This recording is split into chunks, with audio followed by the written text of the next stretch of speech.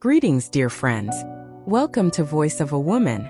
Before I open the doors to this profoundly moving and harrowing true story, I want to ask for a small favor. Please subscribe to the channel and hit that like button. It helps stories like this be heard by those who need them most. And drop a comment letting me know which state or city you're listening from. It would warm my heart to know how far my voice has traveled. Get comfortable. Happy listening. My name is Eleanor Hayes and I am 66 years old. What I'm about to tell you is not just a tale of loss and betrayal. It's the chronicle of a life shattered and painstakingly rebuilt, piece by agonizing piece. It changed my existence forever, reshaping my understanding of love, family, and the dark depths to which human greed can plunge. The funeral for my husband, Ernest, was the quietest day of my entire existence. A silence so profound it echoed in my bones like the tolling of a distant bell. There beside his grave, under a sky heavy with unshed rain, I received a message from an unknown number that sent an icy chill racing through my veins, freezing me in place amid the freshly turned earth. I'm alive. That's not me in the casket. My hands trembled as I stared at the screen, the words blurring through a veil of tears I hadn't yet shed. The world around me, the sparse gathering of mourners, the pastor's droning voice fading into the background, seemed to dissolve into unreality. Who could send such a cruel message on this day of all days? Was it a prankster's twisted joke? Or something far more sinister? With fingers numb from shock, I typed back, "Who are you?" The response came almost immediately, each word landing like a hammer blow. "I can't say. They're watching. Don't trust our sons." That moment tore my soul in two, ripping open a wound that would bleed for months to come. My world, already crumbling under the weight of grief, now fractured into irreparable shards.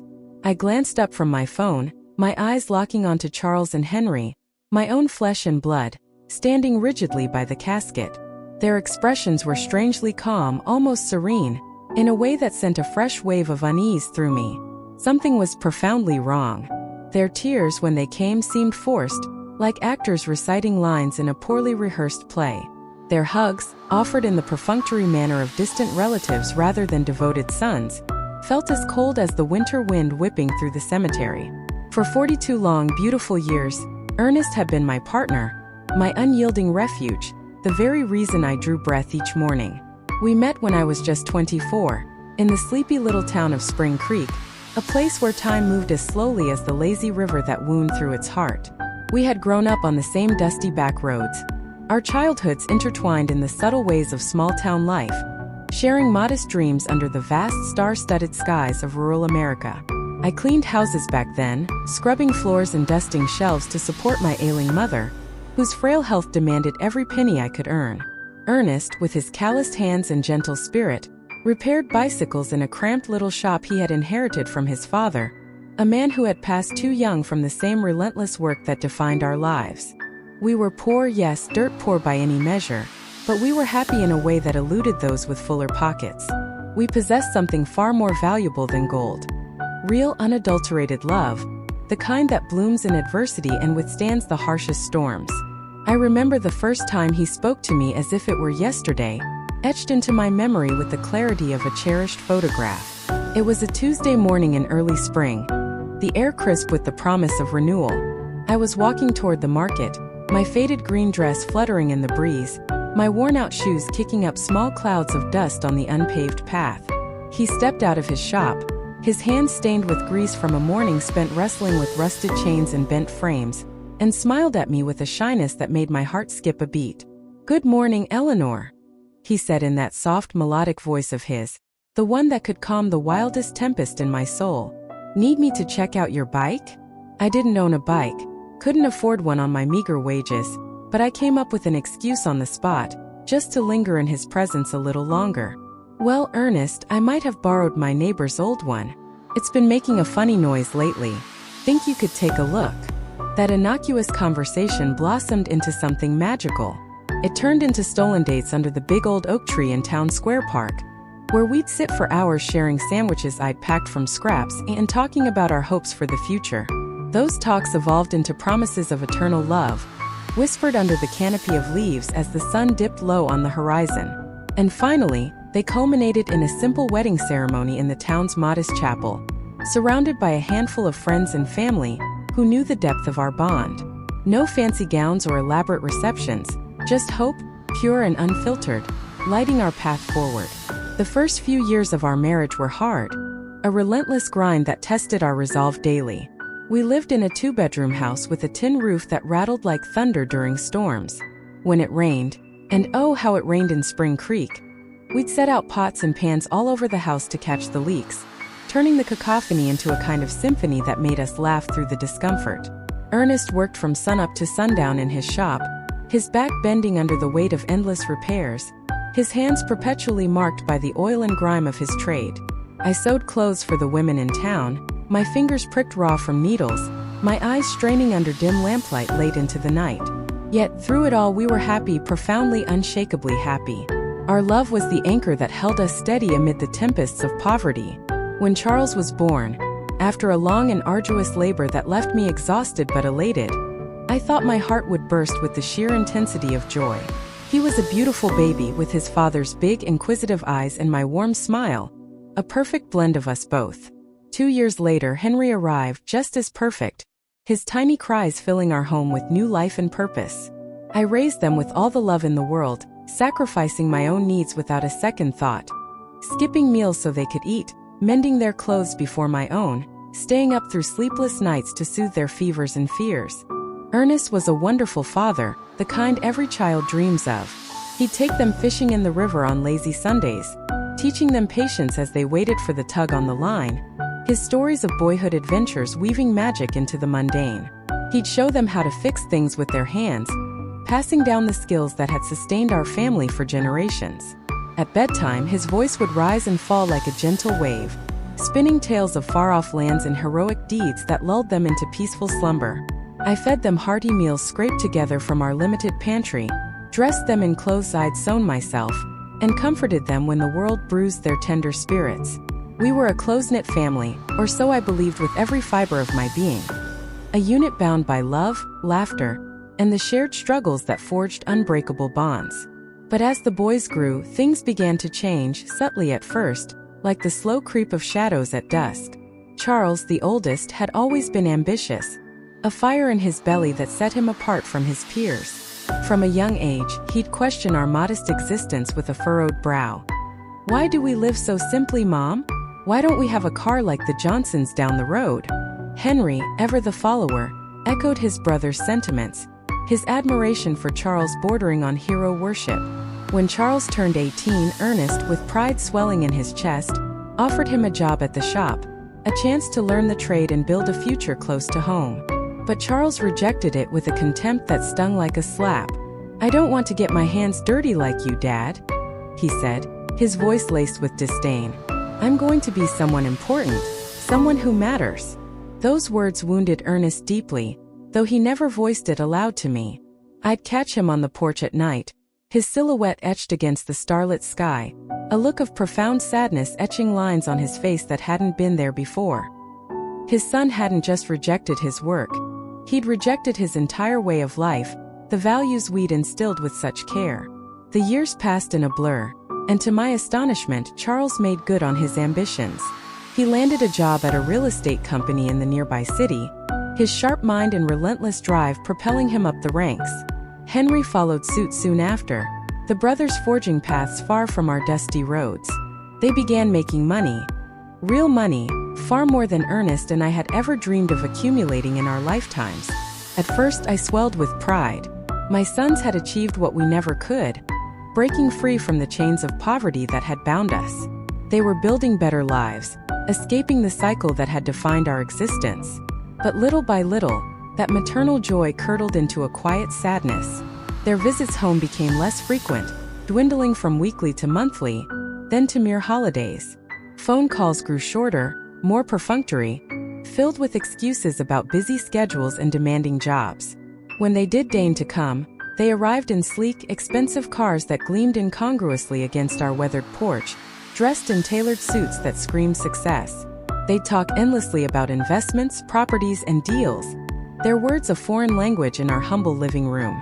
They'd look at us, at our threadbare furniture, our leaky roof, our simple meals, with a strange mix of pity and shame that twisted like a knife in my gut.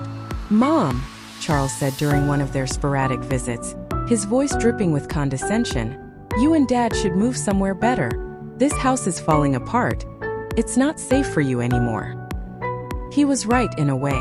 The years had not been kind to our home. The tin roof sagged under the weight of time. The walls bore the scars of countless storms, and the floors creaked with every step. But that house held all our memories, the laughter of our boys' childhood games echoing in the halls, the quiet evenings by the fire where Ernest and I shared our dreams, the thousands of meals prepared with love in our tiny kitchen. It wasn't fancy, no, but it was ours, a testament to our enduring bond. To suggest we abandon it felt like erasing our history.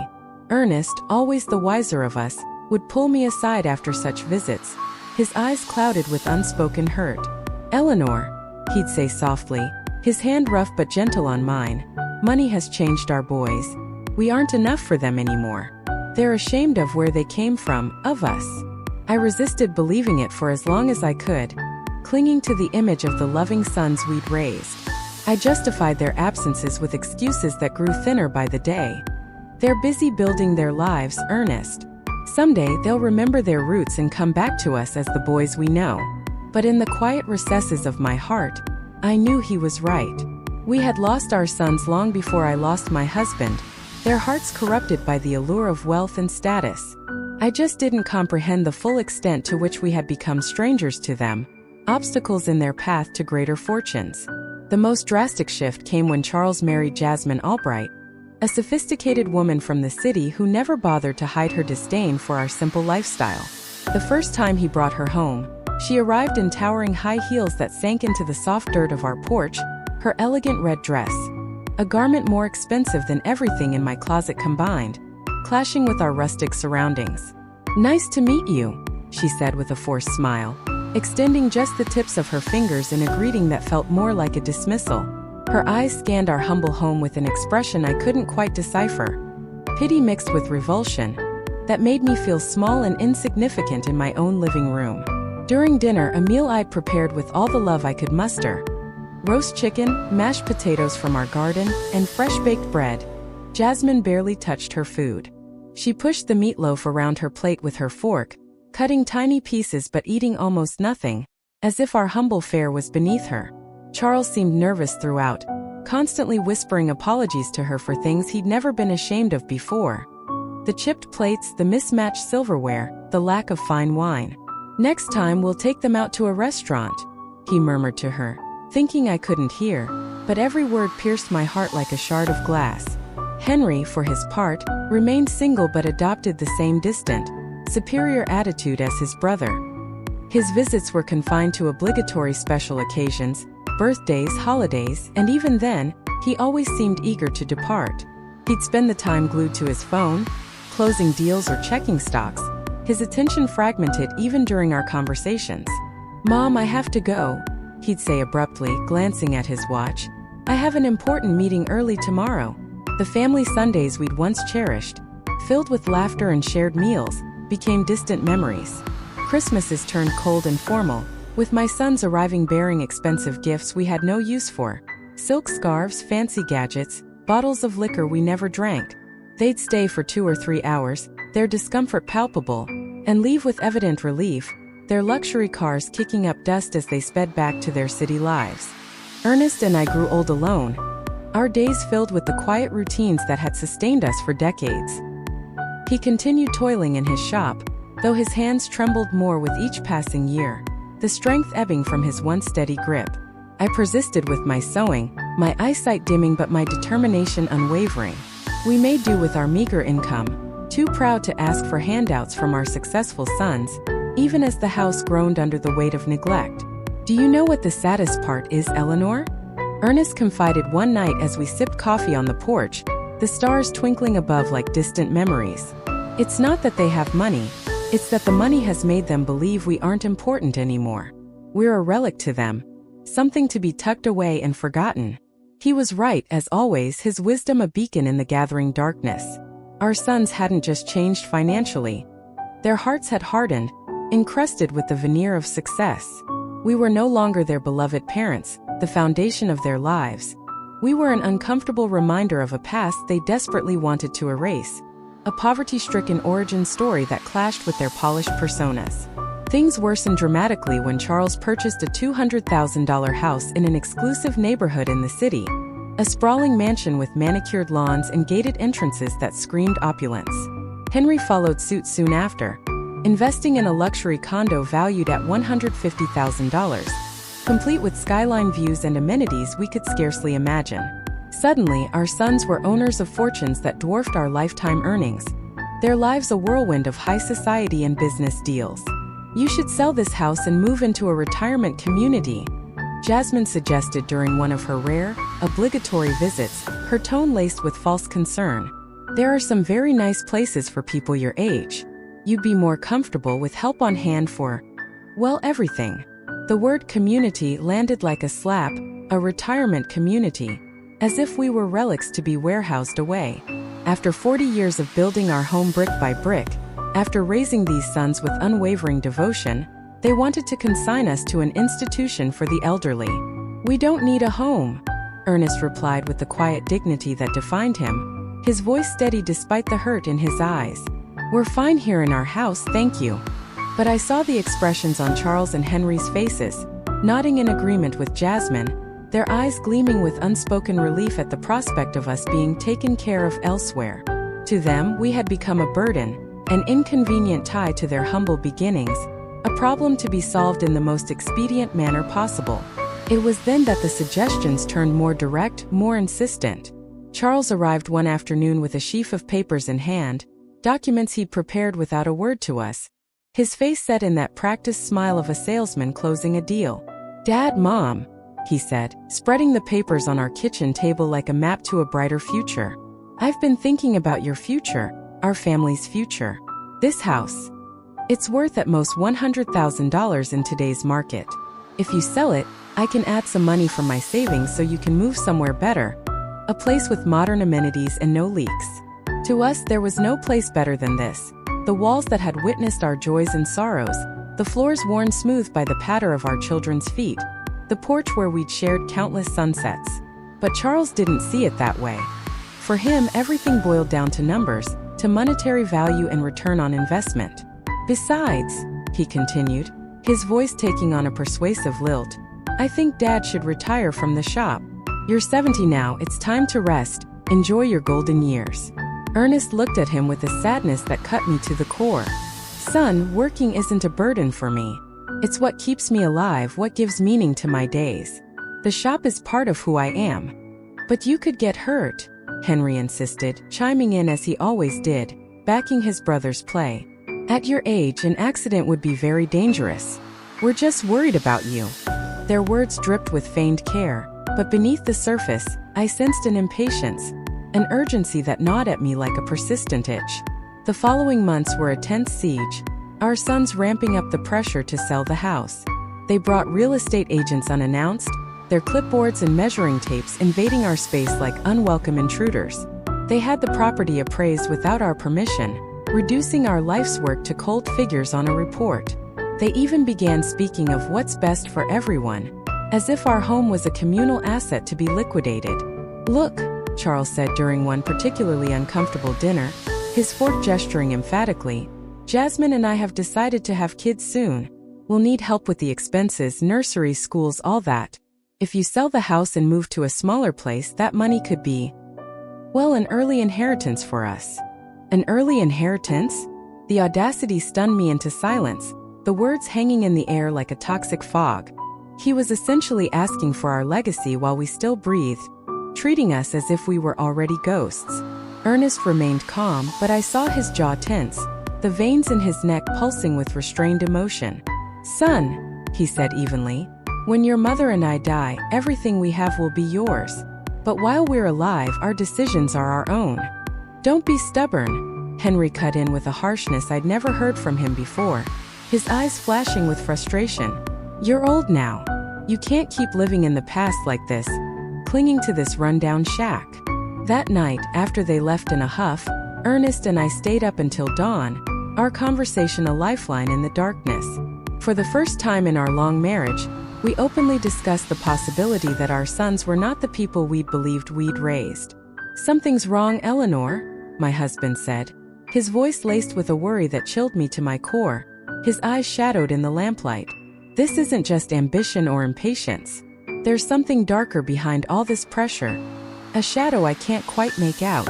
I had no idea how profoundly correct his words were, how they foreshadowed the horror to come. I couldn't imagine that my own sons, the boys I'd carried in my womb and nurtured through countless nights, were plotting something that would irrevocably alter our lives. I didn't know that the tragedy barreling toward us wasn't an accident of fate, but a conspiracy meticulously orchestrated by the two people I trusted most in the world. The last normal conversation I had with Charles was 3 weeks before Ernest's death, a moment that now haunts me with its subtle omens.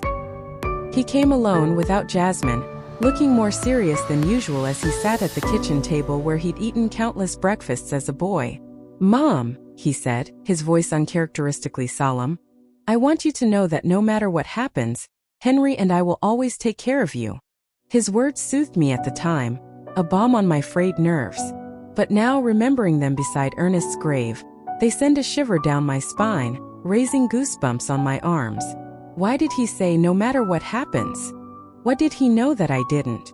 What storm was brewing just beyond my sight? The accident that changed everything happened on a Tuesday morning, much like the day Ernest first spoke to me all those years ago. A cruel irony that twists the knife even deeper.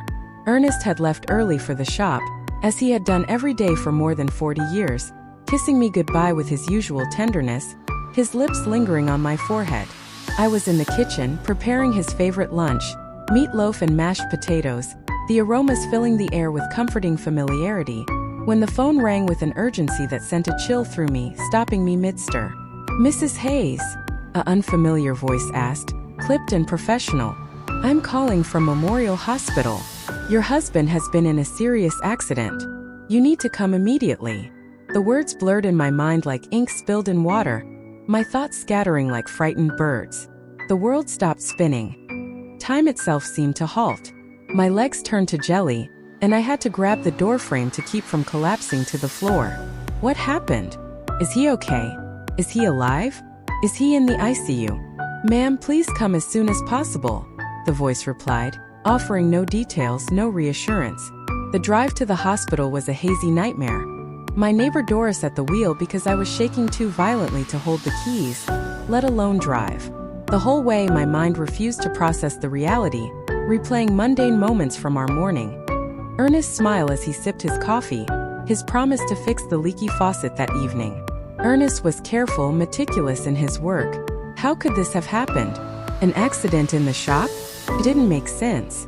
When we arrived at the hospital, Charles and Henry were already there, pacing the sterile waiting room. That surprised me. How had they known? No one had notified them yet, at least not me. But in my desperation, the details slipped by unnoticed, drowned in a sea of panic. "Mom," Charles said, hugging me with a force that seemed genuine, his arms tight around me. "Dad is in bad shape. The doctors say one of the machines at the shop exploded. He has severe burns and a traumatic brain injury." Henry's eyes were red-rimmed, but something in his expression felt off, more nervous than grief-stricken, like a man awaiting a verdict rather than mourning his father. "Can we see him?" I asked, my voice breaking with desperation. "Only immediate family, one at a time and for 5 minutes max," the nurse explained, her tone sympathetic but firm. When I entered that ICU room, my heart sank into an abyss. Ernest was entangled in a web of tubes and wires, machines beeping rhythmically like a macabre orchestra. Bandages covered most of his face and arms. I barely recognized the man I'd loved for decades. His breathing was labored, mechanical, sustained by the ventilator that hummed beside him. I approached the bed on legs that felt like lead, taking his hand, the only part of him that seemed untouched, familiar. "Ernest, my love, I'm here," I whispered, my voice choking on tears. "Everything is going to be all right. You're going to recover, just like you always do." For a fleeting moment, I felt a slight squeeze in his hand, a twitch of his fingers against mine. His eyes fluttered behind closed lids. He was fighting, my warrior was fighting to return to me. The next 3 days were the longest of my life, a blur of sterile corridors and endless waiting. I practically lived at the hospital, dozing in uncomfortable chairs, My world narrowed to the rhythmic beeps of monitors and the hushed whispers of nurses. Charles and Henry took turns accompanying me, but their presence felt more obligatory than comforting. They seemed more interested in conferring with the doctors than sitting by their father's bedside, their conversations fragmented and cryptic. I overheard snippets that puzzled me at the time. Henry inquiring about medical insurance and treatment costs, Charles on his phone discussing life insurance policies and beneficiaries. "Mom," Charles said on the second day, pulling me aside with a hand on my arm. We reviewed Dad's insurance. He has a life insurance policy for $50,000. There's also a workers' comp policy that could cover up to $75,000 more. Why was he talking about money when Ernest clung to life by a thread? Why prioritize payouts over prayers for recovery? "I don't care about the money," I snapped, my voice sharper than intended. "I just want your dad to get better." "Of course, Mom," he said, but I saw something in his eyes, a cold calculation that made my skin crawl, as if he were already tallying the estate. On the third day, the doctors delivered the blow that shattered me. Dr. Patterson, an elderly man with kind but weary eyes, gathered us in a small windowless office. "Mrs. Hayes," he began softly, his hands folded on the desk. "Your husband's condition is critical. The burns have become infected, and the head trauma is more severe than we initially thought. We have to be realistic about his chances." "What does that mean?" I asked, my voice barely a whisper, though my heart screamed the answer. "It means we need to prepare for the worst. Your husband is in an induced coma. We could keep him alive indefinitely, but his quality of life, it's highly unlikely he will ever regain consciousness." The room spun. 42 years of marriage, an entire lifetime of shared joys and sorrows dissolving like mist. "We want to try everything," I sobbed. "No matter the cost, no matter how long it takes." But Charles and Henry exchanged a look that unsettled me deeply. A silent communication laden with meaning. "Mom," Charles said, his voice attempting understanding but falling flat, "we have to be practical. Dad wouldn't want to live like this. He always said he never wanted to be a burden on anyone." "A burden?" I exploded, fury igniting through my grief. "He's your father. He's not a burden. He's the man who raised you, who worked his fingers to the bone for you." "We know, Mom," Henry interjected, "but we also have to think about you. The medical bills are going to be enormous. They could wipe out all your savings." Again money, always money, as if Ernest's life could be reduced to a ledger. That night, alone in the hospital room with him, I took his hand and poured out my soul. "My love, I don't know what to do. The doctors say there's no hope, but I can't let you go. I can't imagine my life without you." It was then that something miraculous and chilling happened. His fingers moved slightly, squeezing mine with faint but deliberate pressure. His lips parted as if trying to form words, though no sound emerged. I called for the nurses in a panic. "He's reacting. He's trying to talk." But by the time they arrived, Ernest had slipped back into stillness. "Sometimes there are involuntary muscle spasms, ma'am," the nurse said kindly. "It doesn't mean he's conscious." But I knew what I'd felt. Ernest had been trying to communicate, to warn me of something vital. 2 days later, in the pre-dawn hours of Friday, the alarms blared. Lights flashed. Nurses swarmed. I bolted from my chair in the hallway screaming, "No, no, no!" The doctors labored for 40 minutes to resuscitate him, but it was futile. At 4:37 a.m., Ernest was declared dead. The pain was visceral, a rending of my very being. I collapsed by his bed, clinging to his still warm body, refusing to accept the void. Charles and Henry arrived an hour later, seeming prepared, as if anticipating the call. They brought papers, funeral home contacts. "We already talked to the Spring Creek Funeral Home," Charles said amid my sobs. "They can pick up the body this morning. We also contacted the insurance. The claim process is underway." Their efficiency, their composure, just hours after losing their father, struck me as odd. But grief clouded my judgment. The funeral was set for Monday, arranged by them without input. Cheapest casket, brief service. "It's what Dad would have wanted," Charles said when I protested. "Something simple, no fuss." The day dawned cloudy, cold. I wore my black dress, hands shaking as Doris helped me dress. "Be strong, Eleanor," she whispered. Ernest would want you strong. But I felt hollow. The cemetery crowd was sparse. Just us, Jasmine, Doris, the pastor. Where are his shop friends? I asked. We didn't want to bother anyone, Charles replied. Dad was private. During the service, Charles checked his watch. Henry fidgeted. Jasmine scrolled her phone. As dirt hit the casket, my phone vibrated. I'm alive. That's not me in the casket.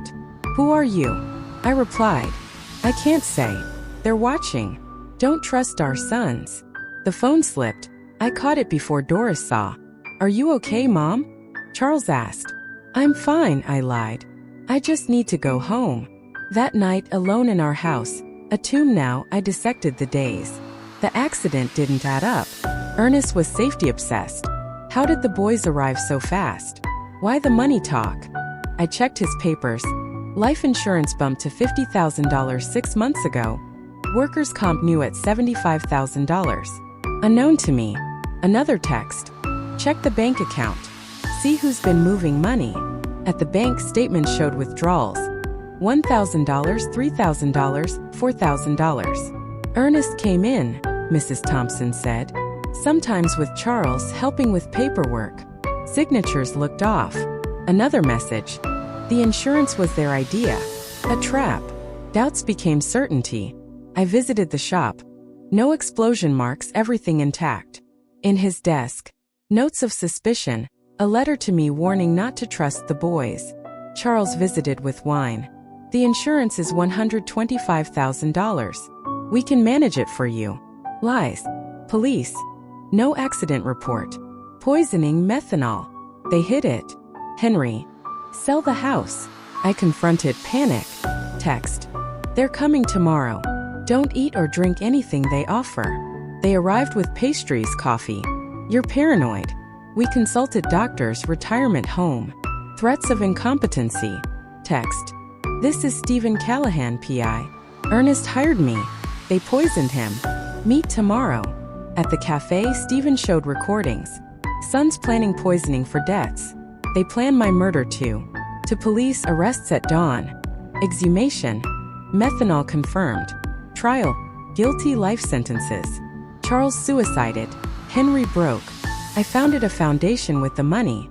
At 71, peace in our home, garden blooming. Was justice worth it?